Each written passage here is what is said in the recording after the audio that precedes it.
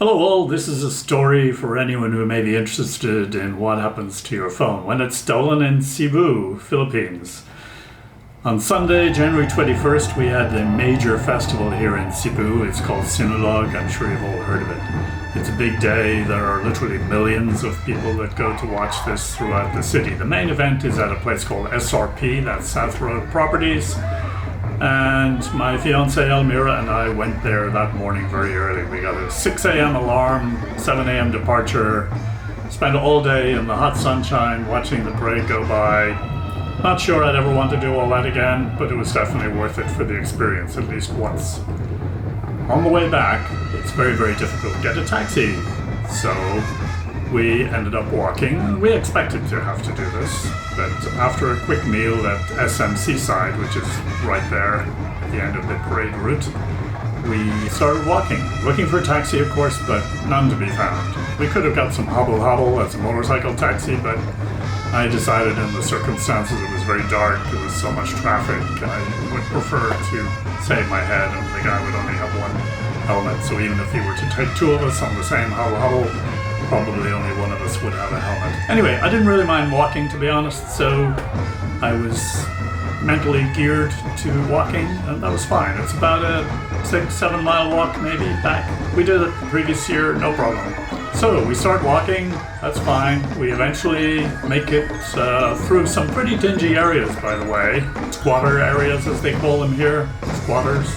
We eventually made it to Fuente Osmena Circle, which is a very busy area, especially on Sinulog. They have a kind of a Christmas tree thing which is erected in the middle, and another structure, and a lot of food and drink available at various stalls inside the circle. And it's person-to-person contact, continuous, right? So it's very, very busy.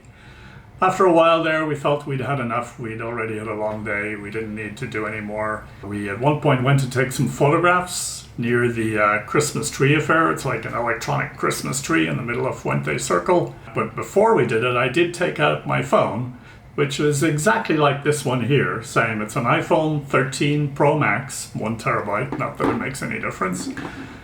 But I did take mine out and I saw the battery was completely dead.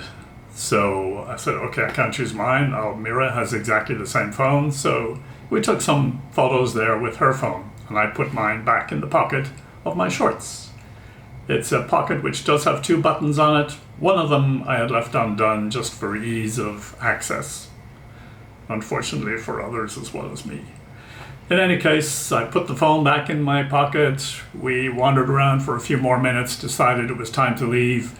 Went to try and exit the entryway, was stopped by a policeman saying, sorry, you can't come this way. And I said, okay, but that's the way we want to go, and it's right there. It's 2 feet away. I said, nope. Okay. Then I saw another couple going through, and I said, hey, but what about that couple? I said, oh, they're tenants or something, some excuse. Anyway, best not to fight these things, so I turned around and went back towards the correct exit on the other side of Fuente Circle. It was at that moment that I put my hand on my pocket, as I do from time to time, to check everything is still intact. No phone. Initially I think, oh, okay, I'm just not feeling it. I must have put it in the other pocket by mistake. Nope, no phone. Both pockets, no phone. Uh-oh, and that's when I go, of course, a little crazy and realize that my phone really has been pickpocketed. And it's my own stupid fault, really, for being a little lackadaisical. Anyway, that's the story of how it happened. We walked around Fuente for a little longer, not too much, and eventually walked back the remaining mile or so to our condo in Salinia. I've just learned is the correct pronunciation. I've been calling it Salinia since I moved in here over a month ago. In any case, we got back to Salinia. I immediately got on my computer. I suspended my account with T-Mobile in the US because I do have international data through T-Mobile, but that's a little slow, so I also have an additional SIM card, a local SIM card from Globe, and I wasn't able to do anything with that at the time, but I did manage to suspend the T-Mobile SIM card, which is an eSIM, That was fine. I then went on to the Apple iCloud site and reported the phone as lost. I had never done this before, but as part of that procedure, I was able to insert a note which would appear anytime anyone tried to turn the phone on. Now, this particular phone had already run out of battery, so it could not be turned on in its existing state. When I lost it, it would have to be powered up first, given some power to come back to life.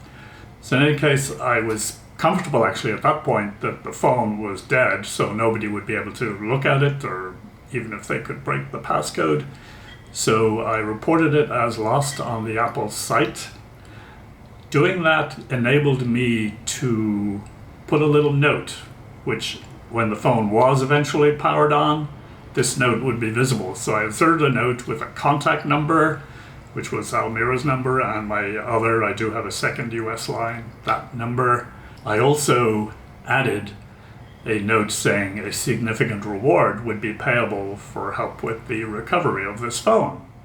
I didn't put the amount in at the time. In retrospect, perhaps I should have. It might have been more tempting, because I've since posted I'll pay 50,000 pesos, which is roughly $1,000 to get this phone back, and I would be very happy to do that right now. But it's a couple of days later now, and I think that ship has sailed.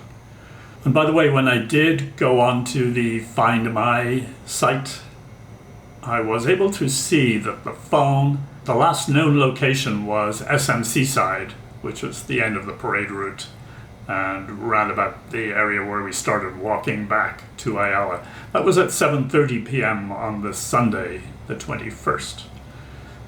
So before we walked back to Fuente. So it had been dead for a while when we got to Fuente.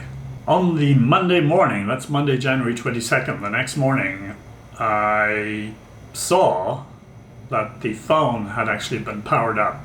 And at 9:48 a.m. that morning, the phone had a new location, which was a location which ironically we had literally walked by on the night before on this road V Rama. And I later determined that this is an area which is known for these squatters, as we call them here. And it's funny that we walked back through there with no problems, and it's a pretty rough area, but we walked back through anyway. There were quite a few people on the streets, so I never really felt threatened or anything. But ironically, that's where my phone ended up the next morning at 9:48 a.m. So when the phone was turned on at 9:48 a.m. at that location, obviously they had powered it up, turned it on, or tried to turn it on. It should not have been accessible, any of the data on the phone, but that message should have come up asking to contact my other contact numbers and offering the reward. But sadly, I heard nothing at that time. And the feeling is that the phone is simply used for parts and whatever. Maybe they got $100 for the phone. I don't know. Whereas I would have been happy to pay $1,000 reward. But anyway, so be it. That's the story. So at 11 a.m. that morning, I began the process of trying to get a replacement local SIM card, which is a story in itself. After, of course, my usual coffee at Bo's on the terraces in Ayala, I walked over to the Globe office, waited, as one does, explained my situation. I need a replacement SIM card for the same Philippines local number. Fine, sir, no problem. Do you have an affidavit of loss? I said, what? Yes, sir, you need to go and find a notary and get this piece of paper which specifies formally that the phone has been lost and that it was your phone, of course. And I'm thinking, well, this has happened to me in the US. Not that I'm comparing Philippines with US, but it's happened to me in the US in the past. I've lost a SIM card, no big deal. Go into T-Mobile, explain. 5 minutes later, you literally walk out with a new SIM card for that same number, and it works, no problem. But this time, Globe say, okay, I have to go to a notary to get a piece of paper, an affidavit of loss, signed by a notary. Okay. Do you know where there's a notary nearby? No, sir. I think there's one in Colang, which is a mile or two away. I said, oh my God, there's got to be one closer. I'm in Ayala Mall. Then it just happened another foreigner was coming in with his affidavit of lost letter and a lady friend who had helped him, and he had just got his from a lawyer across the street from Ayala Mall. So the lady was very kind, gave us directions to go there. We went there. That's Almira and I. Waited just a few minutes. The lady understood totally, took some description of what had happened, typed up a letter, gave it to me, looked at my ACR card, which I have. It could have been any ID, it could have been my passport, but I happen to have my ACR card, so that's what I used. And said, sure, we know who you are, that's fine, we'll give you this letter. 15 minutes later, I walked out with the letter, the affidavit of loss, back to Globe. Wait for a long time at Globe this time. We were given a ticket, but I had to wait for my number to be called, and it did take a long time, at least 30 minutes. Anyway, finally up to the counter with my affidavit of loss letter. I'll show it here. So I present my affidavit of loss letter to the Globe rep. Say, okay, sir, yes, you would like a replacement SIM. Yes, please, for the same number. Fine. And then I go looking for my ACR card, which presumably they will want to see as well, even though I have the letter at this point. Oh, no ACR card, but I had it, whatever, an hour earlier in the lawyer's office. So, oh dear, must have left it in the lawyer's office. Okay, Globe lady, very nice. She says, okay, sir, go get it, come back. You can bypass the line when you come back. So I make my way back to the lawyer's office, walk in the door. I say to the lady there who prepared the letter, do you know why I'm here? So, no. My ECR card, I think I left it here. So she goes looking. Within seconds, she opens the photocopier. What's there but my AC card? Okay, ACR card back. Thank you very much. On my way back to Globe. No long waiting this time, just a few minutes while we wait for the next clerk to be available. And then we begin the process to get the new SIM card, which is relatively straightforward, as it should be. At this point, she had the letter, she had the original ACR card, I am who I am, and she brings back a new SIM card, which is in this package, yet to be opened. Why haven't I put it in my phone? This was yesterday, right? Yes, Monday. Well, part of the instruction for getting the new SIM card was do not attempt to put it in your phone until 6 p.m. tomorrow, which is now today, Tuesday, 23rd. That's strange, I thought. Yes, and if someone will call your old number to make sure nobody answers. Oh my God. I want the old number cancelled, but anyway, we'll just play by the rules, do what I'm told. And so I'm now waiting for 6 p.m. today, it's around about 3 p.m. I think at this point. So I have to wait another 3 hours before I can put this new SIM card in and have my replacement phone. Coincidentally, I have a second phone exactly the same as the one that I lost. It's another iPhone 13 Pro Max with 1 terabyte. That was just coincidental and happenstance. I had once planned to do a lot of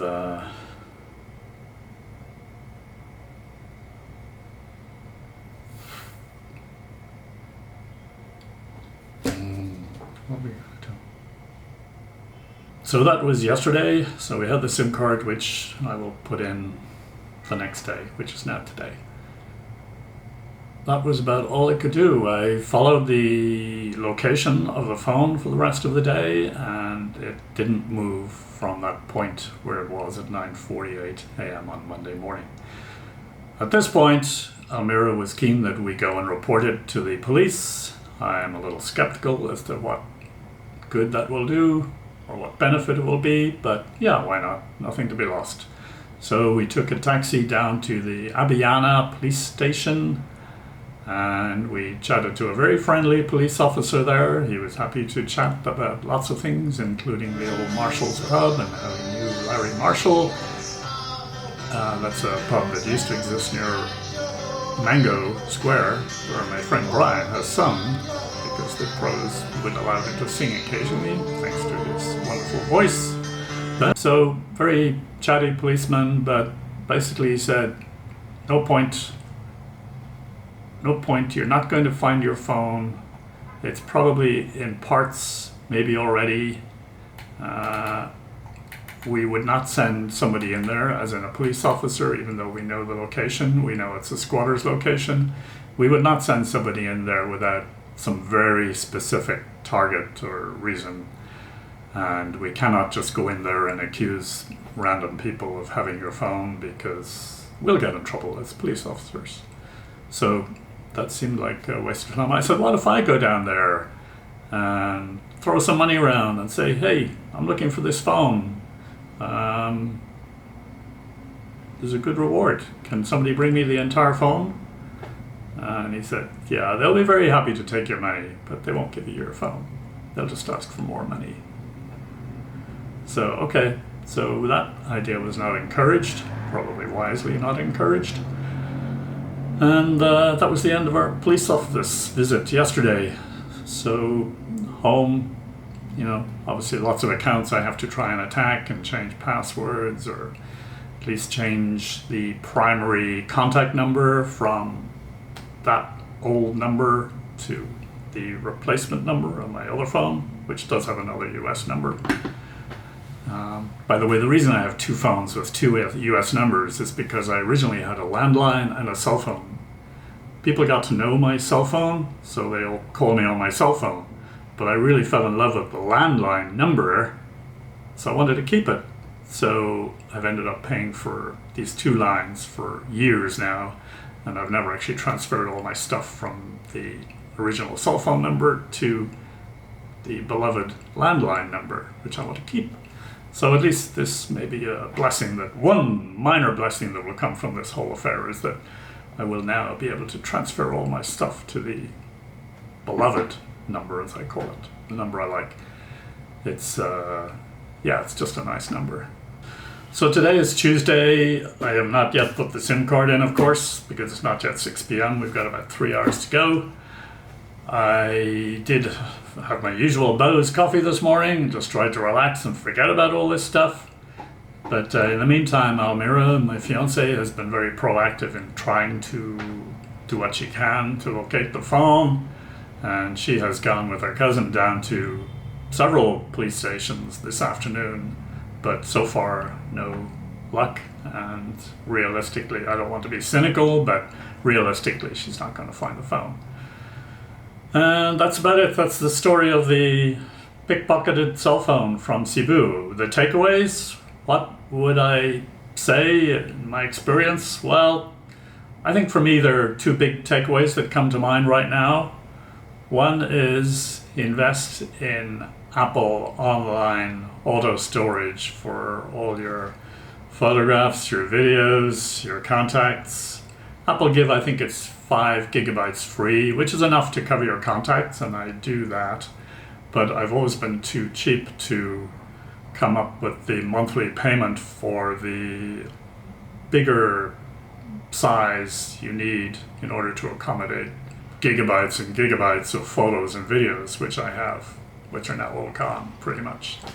I always intended to do a hard backup, and I did do that maybe a couple of years ago, but since then I've been lax and haven't done it, even though it's always been on my mind. So, number one, either if you want to be lazy, subscribe to that Apple online auto storage where everything you put on your iPhone is automatically uploaded to the cloud and can be had at a moment's notice anytime if you lose your phone.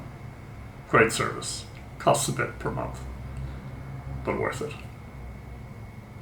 The other thing, if you don't want to pay that monthly fee, then is you just have to be very disciplined about backing up all your photos from your iPhone every week, every month, whatever it is, a regular basis, back it up.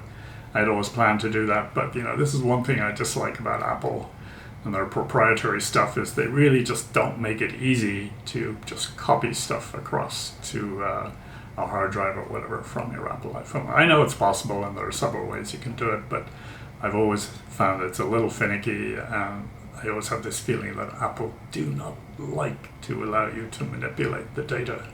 They want you, of course, to subscribe to their online service. Anyway, that's point number one. Point number two, pretty obvious, be a bit more careful with your phone.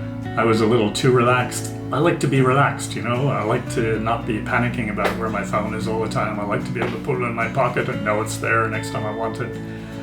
And there are certain situations where we just need to be more careful. You know, when you're walking around Ayala, sitting at Bose, playing with your phone, highly unlikely it's ever going to be a problem. But when you're in the middle of Fuente Osmena Circle on the day of Sinulog with the masses and masses of people that are around, that does attract a bad element for sure, 100%. And in those circumstances, you just need to be more careful. So, my stupidity, I totally admit. If there are any comments to that effect, I wholeheartedly agree. Roker Basil is stupid. Okay, enough talking. I think this may be my first ever, what do you call it? Talking head video. So let's see how it goes. All comments welcome.